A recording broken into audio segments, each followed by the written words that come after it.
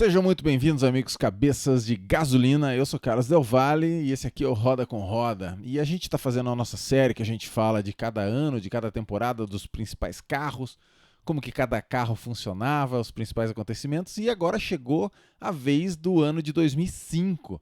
Esse é um ano que estava muita gente perguntando, o pessoal esperando, porque realmente foi um ano sensacional, né? Um ano que deu de certa forma, uma lufada de ar fresco, né, na Fórmula 1 depois de 5 anos seguidos de títulos de Schumacher. Foi um ano que a Ferrari não foi um fator, foi um ano que o título foi decidido entre Alonso da Renault e Kimi da McLaren. Na verdade, a gente vai ver aqui no decorrer do vídeo que matematicamente assim o Kimi nunca chegou, né, a ameaçar totalmente. Vocês estão vendo que eu estou gravando aqui com um novo sistema, né? Agora estou gravando offline para depois lançar online. Não estou mais usando o StreamYard, estou gravando direto no OBS. Então vamos ver como é que fica. Antes de eu deixar minha foto pequenininha, eu vou fazer o seguinte, eu vou dar uns recadinhos aqui, né? Você sabe que esse aqui é o Roda com Roda, eu espero que você já esteja inscrito. Aperta ali o botãozinho de se inscrever. Mas você pode também, além de se inscrever, você pode ser membro do canal, né? Ser membro, ser integrante oficial do canal é quando você funciona que nem um Apoia-se, só que esse aqui dentro do YouTube. Então você pode ter regalias, lives exclusivas, fazer parte do nosso grupo de WhatsApp exclusivo para membros oficiais, para integrantes oficiais. Então tem 3 categorias, se você apertar esse botãozinho você vai ver ali. E você também não se esqueça de, além de curtir o vídeo e se inscrever no canal, você aperta as notificações, mas você tem que segurar ali em cima e deixar a notificação com esse símbolozinho em volta ali, como se estivesse tremendo, que é quando você deixa essa notificação todas, né? Que daí você consegue saber quando que está saindo algum vídeo aqui do nosso canal. Beleza, meus amigos? Então, que tal a gente falar então sobre carros de corrida de Fórmula 1, que é aquele assunto que a gente gosta de falar, né? Então vamos mudar aqui para uma imagem mais representativa. Vamos dar aquela encolhidinha aqui na cara do tio Delvas, que agora eu estou pequenininho ali. Acho que é bom que esse sistema aqui, se eu não me engano, ele aproveita um pouco mais a tela, né? Dá para o tio ficar um pouco maior, o tio Delvas, e ao mesmo tempo ele mostra as fotinhos aí para vocês. Então, vamos fechar essas fotos aqui das nossas propagandinhas e vamos falar de Fórmula 1. Então é o seguinte, 2005. O ano de 2005 foi o ano que teve uma grande mudança. Eles fizeram que você não podia trocar o pneu depois do treino de classificação, então você ia fazer o qualifying e mais a corrida inteira com aquele pneu, certo? Então, assim, se você trocasse pneus por motivo que não fosse de segurança, você teria 1 minuto acrescentado ao seu tempo da corrida. Efetivamente, você ia parar lá para os últimos lugares, né? Então, isso aí, o que aconteceu? Como tinha guerra de pneus nessa época, as equipes que usavam Bridgestone ficaram muito para trás. E era o caso da Ferrari, que vinha dominando, foi pentacampeã seguida ali com o Michael Schumacher. Então, a Ferrari não participou da luta pelo campeonato. E outras mudanças também foram que os motores tinham que durar 2 finais de semana, né? Então isso acabou influenciando de certa forma no resultado do campeonato. A gente vai ver, esse carro aí que vocês estão vendo, a MP420, era o carro mais rápido da temporada, ganhou 6 corridas seguidas ali, indo para a segunda metade do campeonato, final do campeonato. Mas com essa regra de 2 motores, não só teve falhas mecânicas nesse carro, como o Kimi foi punido 3 vezes por trocar motor, né? Então acabou dando problema. Esse é o último ano também dos motores V10.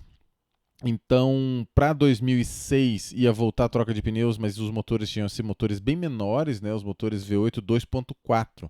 É sempre importante a gente separar, né, a diferença que existe entre o tamanho do motor e o número de cilindros, né? Você pode ter um motor pequeno com muitos cilindros, né? A Ferrari chegou a usar motor 1.5 de 12 cilindros lá nos anos 50. E você pode, né, ter motor V10, V8 de 3 litros, 3,5, etc. Né? Por exemplo, a Benetton, que o Schumacher foi campeão, era um motor 3.5 V8, ou seja, era um motor grande. Então o que aconteceu é que esse foi o último ano dos V10 3.0. A partir de 2006 era obrigatório que fosse um V8 90 graus, 2.4. Então você perdeu 20% do deslocamento dos motores. Bom, e uma coisa que aconteceu foi que essa asa dianteira ela foi elevada em mais 5 centímetros. Ela já tinha sido elevada, né, uma vez. Lembra que eu falei que a Ferrari ficou mais bonita, né, com aquele pilar frontal e tal? Vou botar aqui uma... Então essa asa ela ficou bem lá longe do chão numa tentativa de reduzir a aerodinâmica. Além disso, também teve outras coisas. A asa dianteira, a asa traseira, ela teve que ficar mais para frente, mais perto do eixo. Então, quando você vê um carro de lado, você vai notar que esses carros aqui, ó, antes a asa podia ir até mais longe lá atrás, né?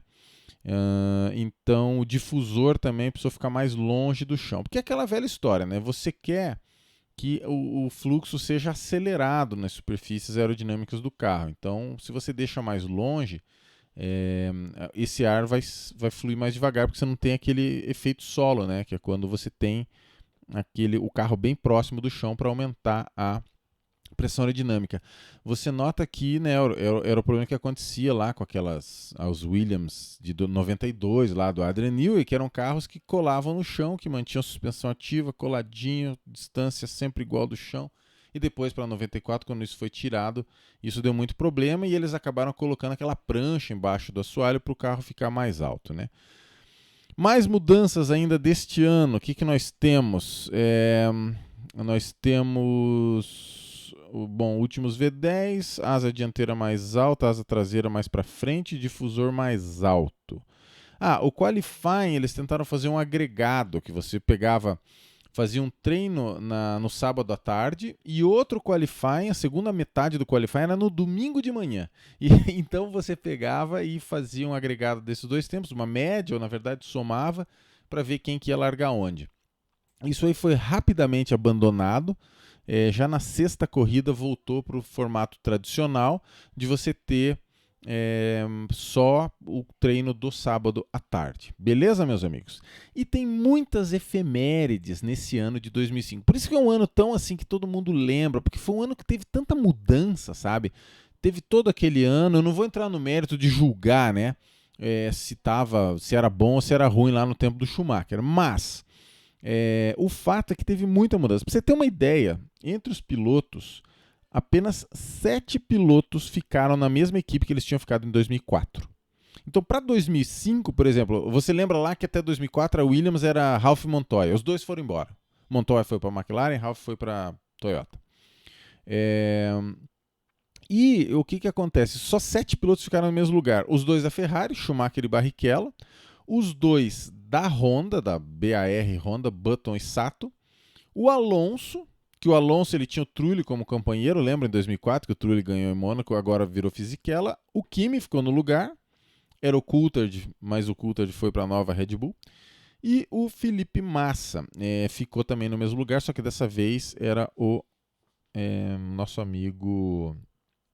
mudou o piloto, né? Esse ano ele foi com o Jacques Villeneuve, se eu não me engano. Já vamos ver isso mais para frente. Esse ano foi o último ano de várias equipes que se despediram. Então, a última vez foi o último ano da Minardi, o último ano da BAR. A Minardi ia virar Toro Rosso já para 2006. A BAR ia virar Honda em 2006. E a Jordan, esse foi o último ano também, ia virar Midland, né? 2005 foi a estreia da Red Bull, Cosworth. Primeiro, então, o 2005 é o ano da RB1, né? E foi a primeira vez que teve 19 corridas. Esse ano, o Alonso foi campeão. Ele foi o campeão mais novo da história. E esse recorde depois foi batido pelo Lewis Hamilton e depois foi batido pelo Sebastian Vettel. Foi o primeiro título da história da Renault. Né? A Renault já tinha aquela Renault amarela dos anos 80, depois voltou e tal. Então, primeira vez que a Renault foi campeão. Então, na Williams, eu falei, né, saíram Montoya e Ralph e vieram Webber e Heidfeld, né, tem essa foto aqui em Mônaco que dá para ver o Webber e o Heidfeld, e foi o último ano da BMW na Williams, a gente vai falar desse carro.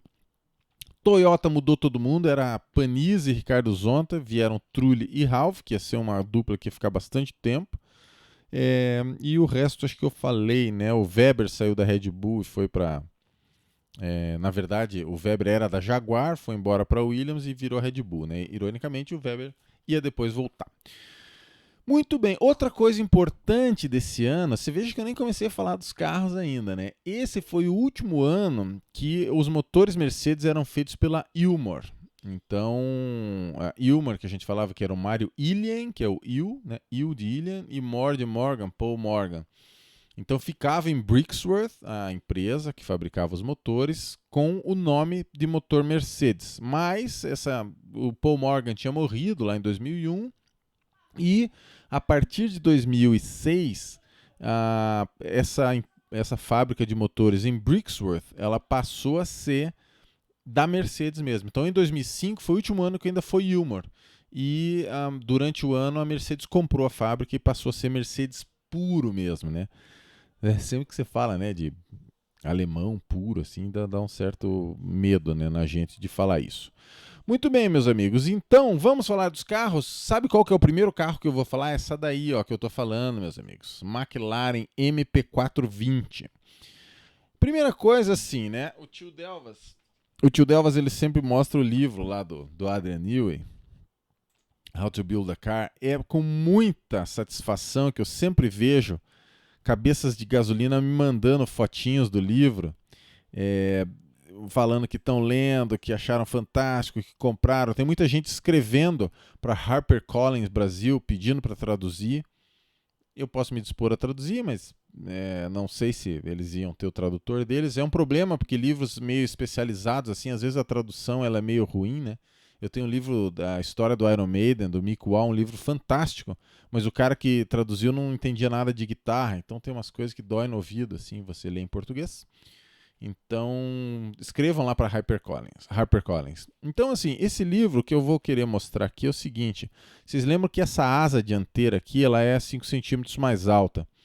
O que o Adrian Newey fez? Vamos ver se eu consigo mostrar aqui. Eu vou aumentar o tamanho aqui da câmera para a gente poder ver isso. Você tem aquele vórtice que fica na frente da asa, certo? Tá na minha frente aqui o negócio. Então, assim, o que acontece? Aqui na frente, ó, eu vou ter que mostrar aqui no carro mesmo. O Adrian Newey, ele fez uma jogada muito sensacional para preservar o fluxo para a parte de trás do carro. Como a asa subiu em 5 centímetros, esse vórtice que ele sai aqui na junção do end plate, da parte de cima e de baixo aqui da asa, esse vórtex, antigamente, ele era livre lá para trás. E sempre você nunca quer o ar turbulento, você quer o ar o mais limpo possível. E o vórtice, aquele negócio torcidinho que você vê às vezes na ponta do avião ali e tal, né, da asa do avião quando está úmido, o vórtice é um jeito do ar ainda se manter um pouco energizado e não comprometer a aerodinâmica lá para trás. Só que quando subiram a asa, esse vórtice, ele começou a bater diretamente no braço da suspensão. Eu vou ter que mudar aqui para mostrar para vocês aqui na figura. Então, como esse vórtice batia ali na frente, ele atrapalhava muito ali pro ar ir lá para trás. Então, assim, essa figura aqui que eu estou mostrando é a asa nova, entendeu? Antigamente era assim. Quando subiu a asa, tinha um braço da suspensão na frente. Então, o que o Adrian Newey fez? Ele fez isso daqui, ó. Ele mudou o ponto em que a suspensão pega na roda do carro. Ou seja, em vez do braço da suspensão ir lá embaixo, na parte mais próxima já do aro da roda ali, ela pega meio no meio esse braço inferior. Então, o que isso acontece? Você tem que fazer um braço muito mais reforçado, um braço um pouco mais parrudo, um pouco mais pesado, porque você ter a suspensão pegando aqui no meio da roda e não lá mais perto do ar, o braço de baixo, isso causa um estresse muito maior. Mas ele foi um pioneiro. Hoje em dia, se você vê muitos carros, eles têm esses braços todos tortos, assim, que é você fazer o ponto de fixação da suspensão, não pensar somente na parte estrutural, e sim na parte aerodinâmica junto. Então essa é uma das grandes coisas do Adrian Newey, né? Então ele subiu esse braço inferior da suspensão, reprojetou tudo, e com isso, esse vórtice aqui da asa, que era esse aqui, ó, que estava nessa outra figura, né? Ele não era mais atrapalhado pela suspensão. Então esse é um exemplo de como é o raciocínio do Adrian Newey. Ele fazia a suspensão ser um elemento que ele mudava por causa da aerodinâmica do carro, você mudava a configuração dela. Bom, o que esse carro fez? O que mais? Outra coisa, esse carro, nariz chato, né? Ele é um carro que, você lembra que em 2004 era o nariz de agulha, que era o MP417D, que no fundo era aquela que ninguém... MP419, né? MP419, que aquele carro que foi problemático. Para esse ano foi o nariz chato, mas foi a última. Para 2006 já ia ser o nariz agulha e os carros da era lá do Lewis Hamilton tal, já eram motores já eram carros com nariz pontudo. Bom, o Kimi, o que aconteceu com esse carro? Ele abandonou 3 vezes na liderança. San Marino semi-eixo, para quem está assistindo isso agora, a Fórmula 1 no site oficial colocou lá, os pilotos estão reagindo, né, às cenas clássicas da Fórmula 1. E eles passaram aquela imagem do Michael Schumacher perseguindo o Alonso em San Marino, né, que ele ficou 15 voltas na traseira, na caixa de câmbio do Alonso, não conseguiu passar, o Alonso mesmo sob pressão não errou. E o Kimi vira pro Giovinazzi, quando eles veem essa cena, e fala, eu estava liderando essa corrida. I was leading. E ele fala drive shaft, né, que é o semi-eixo. Então é uma coisa que o Kimi é um cara com esse arzinho, assim, né, meio blasé e tal, só que ele lembra muito bem que ele estava liderando essa corrida, que ficou uma corrida famosa por causa dos outros dois, mas ele estava liderando e ele lembra que foi semi-eixo que falhou, né? Bom, tem o famoso abandono do Kimi no Nürburgring, que ele estava na frente, e na última freada para a curva 1, abrindo a última volta, explode a suspensão dele, o Alonso estava em segundo e herda a vitória e o Kimi abandona. É uma coisa que deu uma dor no coração de ver aquilo, né? De ver sempre triste, né? Ver alguém perder uma corrida na última volta. Mas, verdade seja dita, o Kimi ele tinha danificado o pneu porque ele tinha travado o pneu, deixado o pneu quadrado e ele tinha meio que saído da pista tentando passar um retardatário. Então, de certa forma, essa falha catastrófica da suspensão não dá para você dizer que foi um erro, uma falha do carro que o piloto não teve nenhuma culpa, né? Então, de certa forma, dá para dizer que teve culpa um pouco do piloto. E em Hockenheim, de novo, o Kimi estava liderando. Para quem assiste aquela Season Review lá você vai no YouTube, escreve, né? 2005 Season Review. Daí tem lá aquele programa longo, tem uns de 1 hora, 2 horas, 3 horas, mostrando corrida por corrida os melhores momentos. E Hockenheim, o Kimi ele abandona na liderança também. E o Ron Dennis ele vai dar entrevista depois da corrida. É uma coisa assim, ele tá cinzento, tá pálido assim, sabe? De depressão que ele tá sentindo, porque ele fala, não, foi um problema hidráulico, mas daí o pessoal vai apertando ele e ele vai dizendo que na verdade foi uma porca lá, uma rosca do câmbio na hora de montar, que não foi montada direito e vazou o óleo. Então foi uma falha catastrófica de câmbio por vazamento de fluido hidráulico por uma porca não apertada. Então é aquilo que a gente sempre fala, né? A McLaren tem dessas, né? E o Kimi, aí que tá, né? Aquilo que eu falei. O Kimi ele foi punido por troca de motor 3 vezes. Em Magny-Cours, se você olhar lá nas corridas individuais, em Magny-Cours o Kimi perdeu 10 posições. Em Silverstone ele perdeu mais 10 posições, porque precisou trocar o motor antes da hora. E em Monza, então o Kimi trocou um total de 30 posições. Por que eu digo que o carro era o mais rápido de todos? Porque você vê que quando o carro chegava, as vitórias elas foram 7-7, né? O Kimi venceu 7 corridas e o Alonso venceu 7 corridas. Então, nesse ponto foi igual. O Montoya acabou ganhando 3 corridas e o Fisichella só uma, ou seja, em vitórias foi 10-8 para a McLaren. Você veja só, de 19 corridas, né? Só tem uma corrida das 19 que não foi nenhuma das duas que venceu, foi aquela de Indianápolis, que a gente vai falar, né, que só largaram 6 carros e o Schumacher ganhou.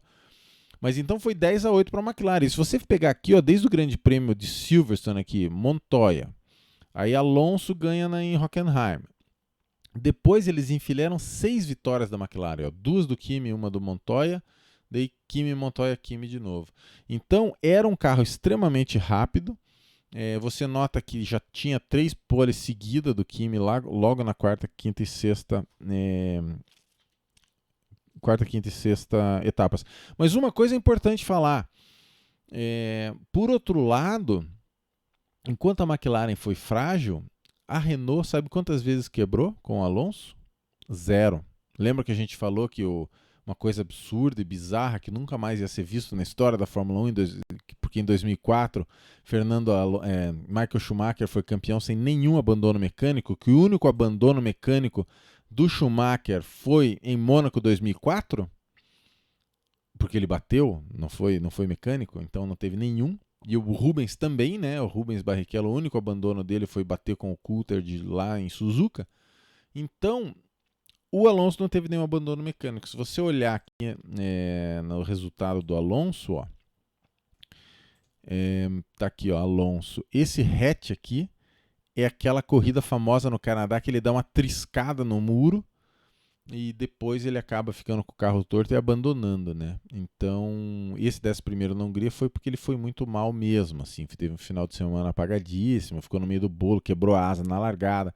Então, Fernando Alonso, 0 abandonos mecânicos durante o ano. Isso foi muito decisivo, né? Então, é isso que eu quero mostrar, que a McLaren MP420 é uma das grandes obras do Adrian Newey, extremamente rápida, mas devido ao motor e devido a problemas da própria McLaren, né, falha de semi-eixo, falha de vazamento hidráulico, acabou que a McLaren perdeu, né?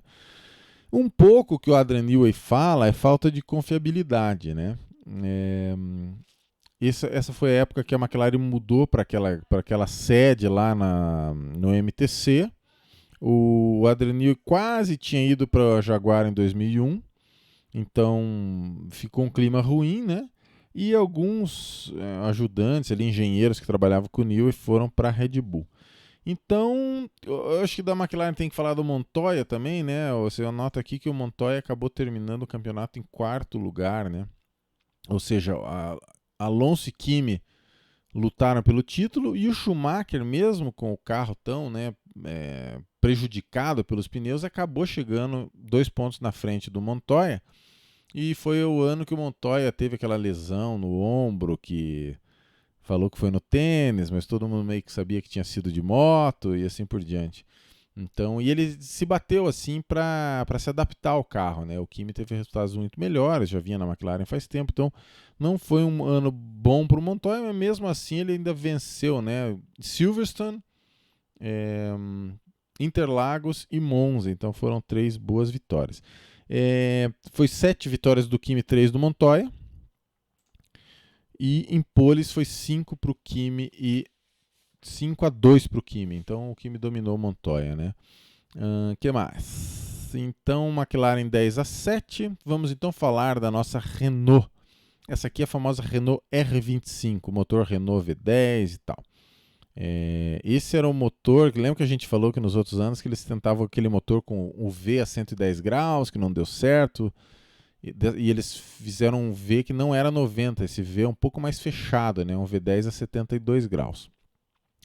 Essas guelras de tubarão eu vou falar no vídeo que vem, que é uma coisa que a Renault usou bastante, eles radicalizaram esse conceito de refrigeração por guelras para o ano seguinte.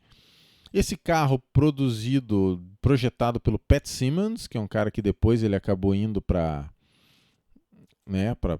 foi da Renault, foi da Benetton, ele conquistou título tanto com o Schumacher como com o Alonso, e do Bob Bell, né, que era também dos projetistas, diretores técnicos. Carro lindíssimo, né, é um dos meus carros preferidos da história da Fórmula 1. Esse motor, ele V10 a 72 graus, ele tinha sido deixado um pouco mais rígido, né? Porque o motor ele faz parte da estrutura do chassi, né?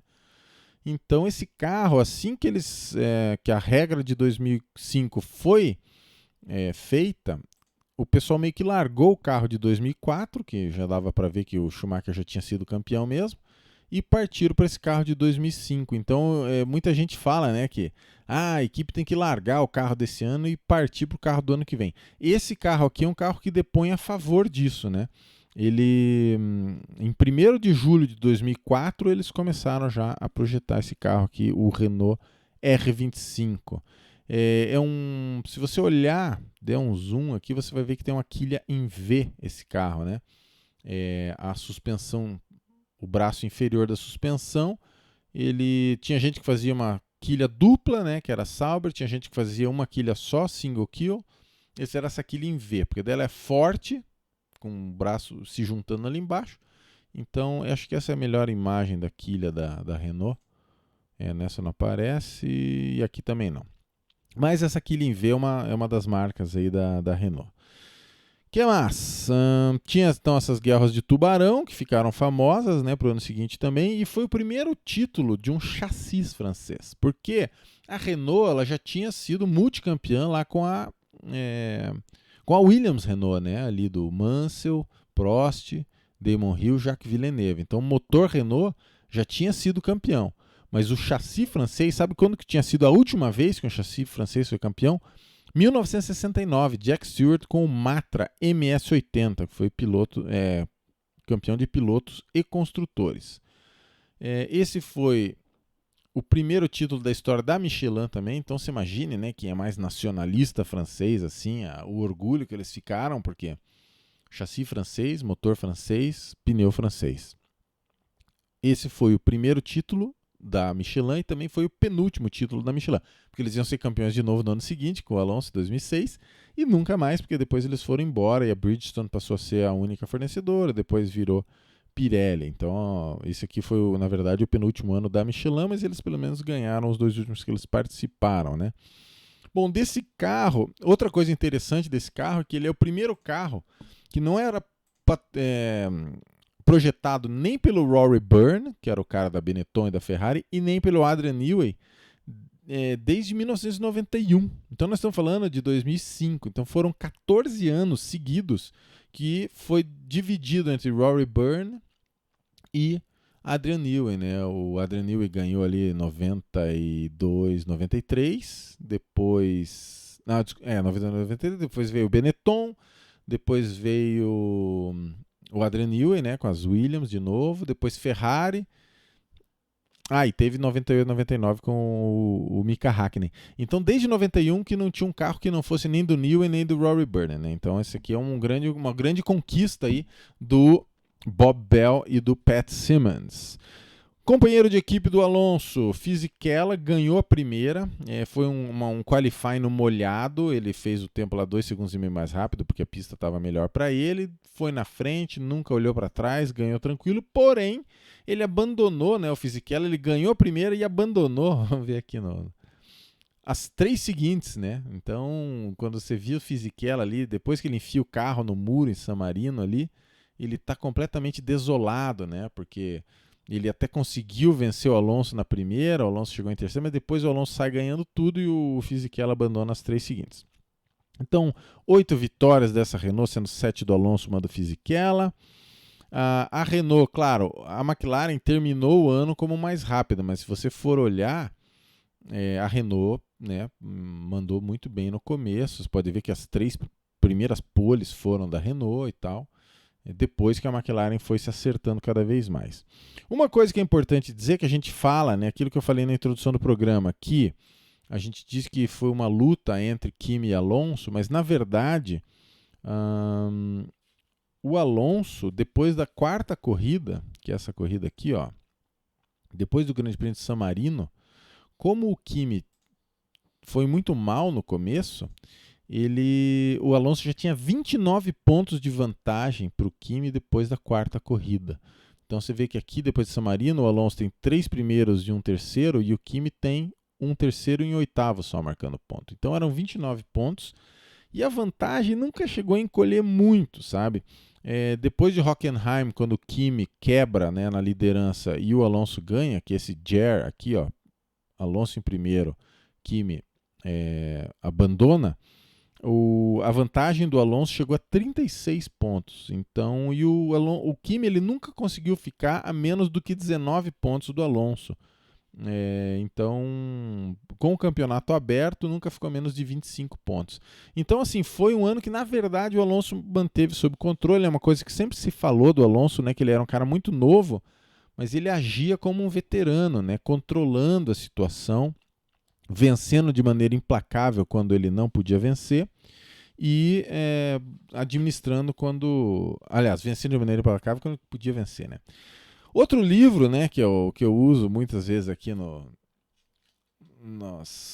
nos roteiros é o Edge of Greatness, né, livro do James Allen, que era locutor lá da Fórmula 1 na Inglaterra. E esse livro ele é muito bacana porque fala muito do Schumacher, mas ele fala do Alonso também, né? Aqui ele fala que o Schumacher, ele via o Alonso como o cara que ia ser o cara que ia desbancar ele mesmo. O Schumacher, ele sentia que ele estava com 36 anos, chega um cara novo e que o Schumacher, ele sentia que o Alonso era para ele o que ele tinha sido para o Senna. Olha só, vou ler essa parte aqui, a página 350, tradução simultânea do Tio Delvas. Schumacher sabia que o Alonso era para ele o que ele tinha sido para o Senna. Eu, James Allen, me lembro de perguntar para ele lá em 2002 quem ele achava que seria a maior ameaça a ele para o futuro, achando que em 2002 o Schumacher ia responder que seria Montoya ou Raikkonen, mas ele disse Alonso para James Allen, que na época era meramente um piloto de testes para a Renault. Então isso também teve um podcast agora, oficial da Fórmula 1, Beyond the Grid, com o Pat Simmons, e ele falava que a primeira vez que o Alonso pilotou para eles, guri de tudo, né, super novo, ele já percebia que tinha alguma coisa especial ali no garoto, né? Então é muito interessante esse trecho aqui do Alonso dizer já em 2002 que para ele a maior ameaça para o futuro seria o Alonso. E aqui é o James Allen falando, né? Mas a convicção do Schumacher de que o Alonso era a grande ameaça para ele só cresceu com o passar dos anos, com seus duelos na pista, e algumas pessoas próximas ao Schumacher, aí nós temos que botar aspas porque o James Allen falando, até acreditam que o Schumacher chegou à conclusão que o Alonso era, na verdade, melhor do que ele. Isso aqui vai ter gente que vai xingar muito aí nos comentários, né? Digam lá. A escrita estava no muro, né? Expressão inglesa, né? Então... E claro, 2005, eu estou falando isso como de certa forma para a gente pular para o assunto Schumacher, porque assim, tinha o Alonso e a Ferrari teve todo esse problema e o Schumacher, fisicamente, ele estava mal. O Schumacher era um cara que ele era muito famoso por não suar nas corridas, aquela coisa toda, mas ele... Esse ano ele estava com muito problema no pescoço e ombro principalmente, então ele fisicamente ele não estava na melhor condição que ele gostaria de estar, né? Ele que sempre foi um piloto com físico acima dos outros, e ele acabou que ele admitiu, aqui fala no livro, que às vezes você tá assim, por exemplo, ele fala aqui, ó, abre aspas, Schumacher falando, abre aspas. Houve corridas como Monza, por exemplo, que talvez com um pouco mais de dedicação eu podia ter terminado 8º em vez de 10º. Mas quando você está mimado pelo sucesso e regula para você, né, padrões tão altos como eu regulei, é muito difícil você manter a motivação para pular de 10º para 8º. Isso se aplica para mim e para o time. Claro, o James Allen ele elogia o Schumacher porque em nenhum momento teve nenhuma briga, nenhuma rusga, o Schumacher reclamar do time. Mesmo da Bridgestone ele foi extremamente elegante. E claro, isso a gente vai falar no vídeo que vem, né? Que tem o Rubens Barrichello reclama muito, né, da ultrapassagem do Schumacher em Mônaco, que ele fala onde já se viu o cara fazer uma manobra dessa, a gente não bateu porque eu tirei o carro dali, dizem que foi a gota d'água, né? E esse foi o último ano do Rubens na Ferrari, né? Então é uma coisa que...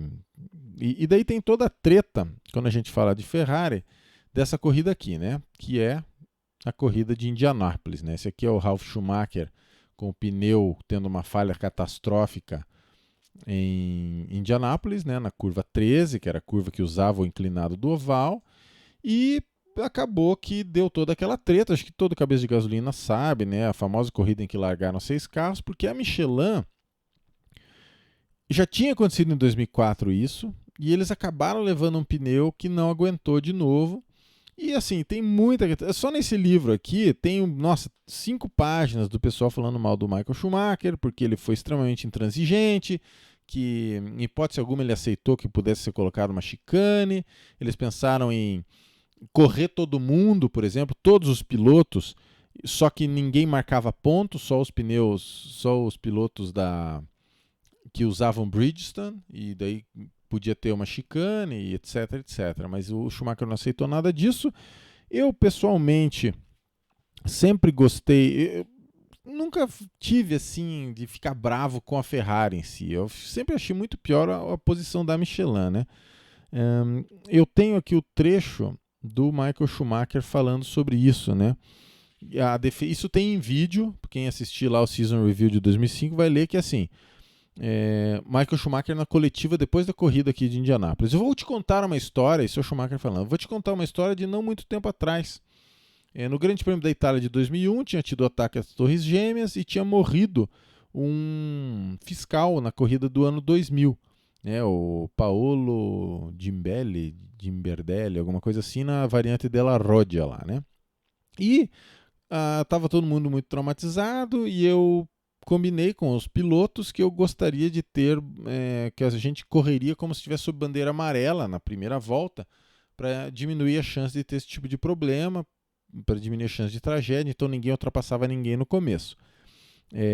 E teve 2 ou 3 donos de equipe que falaram para os seus pilotos: você não vai respeitar esse acordo, você vai disputar a posição e nós obrigamos que você corra, que você dispute, que você ultrapasse se for o caso. E essas pessoas, está dizendo o Michael Schumacher, são as mesmas que agora estão querendo lutar pela segurança, que onde já se viu tem que fazer uma chicane, etc. Então a Fórmula 1 é um negócio muito duro, a gente trabalha muito duro, a gente trouxe um pneu, ou melhor, ele fala, nós tínhamos um pneu que era mais rápido que esse, mas nós não usamos porque a gente sabia que poderia haver esse tipo de problema. Então nós trouxemos um pneu mais lento e eu não acho que você pode perguntar para essas pessoas que não são responsáveis por nada, vir querer dizer que eles são responsáveis agora, fecha aspas. Então, essa treta de Indianápolis, a gente já tinha tido um prelúdio disso em 2004, aconteceu de novo, né, ainda por cima com o irmão do Schumacher. Então, eu acho uma coisa lamentável que aconteceu, mas eu também acho que seria um pouco injusto você ter uma chicane ali e proteger o pessoal da Michelin, sabe? Então, talvez essa é uma solução de compromisso, né? Nesse livro tem longos trechos falando, David Coulthard falando, Mark Webber falando, que devia ter achado alguma outra solução. Eu acho que devia mesmo. Talvez essa de o pessoal da Michelin não marcar ponto, ou então obrigar eles a encher o tanque na volta 10 até e não parar mais, fazer alguma coisa estratégica, mas nunca saberemos, né? O que a gente tem que falar é dessa Ferrari F 2005. Então, assim, ela estreou na terceira corrida só, porque a Ferrari 2004 era tão forte, né, que eles usaram a F 2004M. Mas o carro ele atrasou um pouco porque a Ferrari estava um pouco tendo dificuldade para se manter no topo, sabe? O Ross Brawn, né, ele fala que em setembro de 2004 eles viram que a caixa de câmbio não era um bom projeto, a parte aerodinâmica não era boa, ela era muito parruda, muito grande, decidiram começar a transmissão do zero lá em setembro. Então, né, acabou que não deu tão certo esse carro aí para 2005 e, claro, independente disso, tem o problema de o pneu Bridgestone simplesmente não conseguir enfrentar o pneu Michelin nesse ano. Quando estreou na terceira corrida no Bahrein, já quebrou logo de cara, uma pane hidráulica com o Schumacher. O Schumacher teve uma vitória e 4 pódios e o Rubens 3 pódios. Então aqui nós estamos contando com a corrida de Indianápolis, né? Então se você não contar Indianápolis, sem a anomalia, seria Schumacher 4 pódios, Rubens 2 pódios, nenhuma vitória. Então foi um ano que o Rubens estava indo bem. O Schumacher ainda fez a sua mágica e conseguiu superar o Montoya no campeonato, acho que eu já falei isso, né? E tem assim, foi o último ano do Rubens Barrichello na Ferrari. Eu tenho aqui um trecho de uma entrevista do Ross Brawn, nesse ano, falando que foi um ano terrível para a Ferrari e tudo mais. Deixa eu botar uma fotinha do Rubens aqui. E o que acontece? Ele fala assim, eu não tenho nenhuma crítica nem para Schumacher nem para Barrichello. mesmo que o Rubens tenha decidido ir para a BAR Honda junto com o Jenson Button, e o Ross Brawn ele fala que não existia preferência. Eu sei que os carros são iguais, eu acho que a gente faz o time ser bem balanceado, bem equilibrado, mas o Rubens agora ele vai ter que descobrir, né, se tem, por ele mesmo, se o Michael tinha alguma coisa especial em termos de harmonia dentro do time. Talvez o Rubens ache que ele pode criar isso para ele em outro lugar e eu torço para que ele consiga, né? Então o Ross Brawn está dizendo que o Rubens tinha esse sonho de construir um time em torno dele, né? Uma equipe em torno dele. E o Ross Brawn continua, eu acho que o Rubens vai ir bem. Ele já conseguiu algumas vezes bater o Michael Schumacher, vencer o Schumacher, então vai ser interessante de ver como que ele vai se comportar na competição com o Jenson Button. A gente sabe que nos 4 anos que o Rubens disputou com o Button foi 3-1, né? Foi logo nessa chegada em 2006 ele perdeu para o Button, perdeu na Brown quando disputou o título, chegou em terceiro inclusive, e naqueles 2 anos terríveis da Honda lá do carro colorido, cada um ganhou uma, então foi 3-1 para o Jenson Button. Bom, vamos falar de outro carro então famoso, esse carro aqui, Sauber C24, a gente tem falado sempre dos carros do Felipe Massa, né? É a Sauber que usa primeiro ano da Red Bull, então o que aconteceu? Não tem mais Red Bull na Sauber, então esse foi o primeiro carro que era só Credit Suisse, né? Que era o banco lá da Suíça que era o patrocinador. Não temos mais Red Bull na Sauber porque a Red Bull abriu sua própria lojinha. Então foi a pior temporada desde 2000, apenas 20 pontos, foi 8º nos construtores. Então, quando você olha aqui o resultado nos construtores, olha só, a Sauber só ganhou da Jordan, que estava no seu último ano, e da Minardi, que estava no seu último ano. Então, 2005 não foi um ano bom para a Sauber, só que para o ano seguinte, eles iam virar a equipe oficial da BMW, porque esse foi o último ano da Williams com a BMW, né? A dupla de pilotos aqui foi Felipe Massa e Jacques Villeneuve. Foi 11-9, o Felipe venceu Jacques Villeneuve por 11-9, né? Então lembra que no ano anterior eu falei, puxa, isso é meio que um esqueleto no armário do Felipe Massa, mas porque ele perdeu para o Fisichella, né, em 2004. Mas em 2005 ele venceu o Villeneuve por 11-9. O Felipe estava muito maduro em 2005, tanto que ele iria no ano seguinte para a Ferrari. Ele não teve nenhum abandono por acidente no ano. Se você olhar os abandonos do Felipe Massa, eles são 2, um por motor e um por pane hidráulica. Cadê o Massa? Aqui, tá aqui, ó.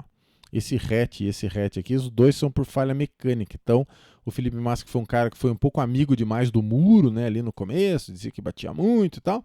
No fim das contas, ele fez um ano excelente em 2005 nesse aspecto, venceu o Villeneuve e com isso, tendo suas conexões lá com os Todd e tal, felizmente conseguimos manter, né, um piloto de ponta na Ferrari.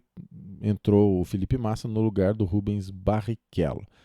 Então, nas vezes que os dois terminaram a corrida, Felipe Massa e Jacques Villeneuve, os dois terminaram a corrida 12 vezes, né? Então, das 19, em 7 corridas, um dos dois não terminou, pelo menos. E então, das 12 que os dois chegaram, o Massa terminou na frente 9 vezes e o Villeneuve 3 vezes. Então, foi 9-3. Acho que principalmente a equipe que marca menos ponto, às vezes é importante você deixar isso claro também, né? Porque essa aqui é uma equipe que o pessoal terminava lá em 10º, 12º, 15º e tal. Então, o Massa terminou à frente 9 vezes, Villeneuve 3. Acho que temos que falar aqui da Williams, né? O último ano da BMW, né? A relação já estava muito comprometida. A gente viu que em 2004 eles prometeram muito, mas fizeram aquele bico de morsa. Não deu certo. Então, esse ano foi Weber-Heidfeld. O Heidfeld se machucou no treino, então o Pisonia correu, conseguiu um 7º lugar em Monza, a última vez que o Pisonia marcou ponto. E o Weber, tem outro livro que eu não tenho aqui porque eu li ele no Kindle, mas é a biografia do Mark Webber, é uma leitura muito bacana também.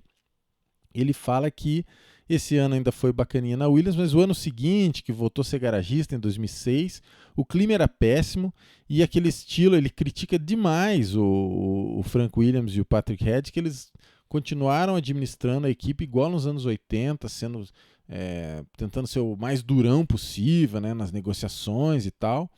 e que de todas as equipes que ele trabalhou, a equipe que mais parecia um necrotério, o clima dentro dela quando você ia trabalhar, era a Williams. Então, críticas muito duras do Mark Webber. A BAR, eu não coloquei fotinho, mas a BAR tinha tido um ano bom em 2004, vocês lembram que foi vice-campeã, mas dessa vez não deu certo, teve um ano ruim, foi banida por 2 corridas, tinha um tanque de combustível clandestino. Então você enchia aquilo com gasolina no final da corrida para o carro passar no peso. Então foi uma desgraça o ano. Depois eles se acertaram, depois desse banimento aí, na segunda metade do campeonato foi um pouco melhor, mas mesmo assim acabou que não repetiram o bom desempenho de 2004. Né? Eles ficaram em 6º lugar no campeonato, tinham sido vice, né? Então você nota que eles foram desclassificados em San Marino e não participaram das 2 próximas. Né? Mas o Button conseguiu 2 pódios, ficou ali sempre entre os 5 primeiros, em várias corridas ali na reta final. Então foi um ano ali, a segunda metade foi razoável para a BAR. Bom, o que faltou falar? Falei da batalha do Alonso e Schumacher em San Marino. Nürburgring foi a única pole da carreira do Nick Heidfeld. Então, esse cara que está lá atrás, que é o Nick Heidfeld, ele fez a pole naquela corrida do Nürburgring que o nosso amigo Kimi explodiu a suspensão na última volta. Indianápolis a gente falou. E as 2 últimas corridas foram no Japão e na China. Onde é que eu deixei aquela fotinha? Do Kimi... Aqui, né? Essa aqui foi uma vitória que o Kimi largou lá atrás, né? 18º, se eu não me engano, e venceu a corrida. Isso aqui é a cena do Kimi ultrapassando na abertura da última volta, ultrapassando o Fisichella, né? Ele ultrapassa por fora aqui na curva 1 de Suzuka, uma ultrapassagem lindíssima. É uma das vezes que eu vi o Kimi comemorar uma vitória da maneira mais efusiva, assim, né? No ano seguinte, o Fisichella, no rádio, o engenheiro fala, vamos lá, vingança por Suzuka, não sei o quê, mandando o Fisichella ultrapassar o Kimi, mas acho que não dá certo, se eu não me engano. E a corrida, a temporada chegou, o campeonato de construtores, o Alonso foi campeão com 2 corridas de antecipação, mas os construtores foram até o final, até a última corrida, mas a Renault acabou que terminou o ano razoável ainda e foi campeã de construtores. Eu ia pegar aqui no livro do Newey, mas o que ele fala é isso. O Alonso ganhou a última etapa, né, lá na China, olha aqui, ó, foi Alonso em primeiro e Kimi em segundo, e com isso acabou que fechou o título ali para o Montoya abandonou ainda, Fisichella em quarto, então acabou que fechou o título de construtores para a Renault. Essa aqui é uma foto, inclusive, da China, né, que está meio escuro aqui, mas dá para ver que acho que eles andaram escrevendo umas coisinhas em chinês para agradar ali os torcedores locais. Beleza, meus amigos? Então, assim, um vídeo longo esse, porque é um ano com muita coisa para se falar, mas eu acho que vale a pena.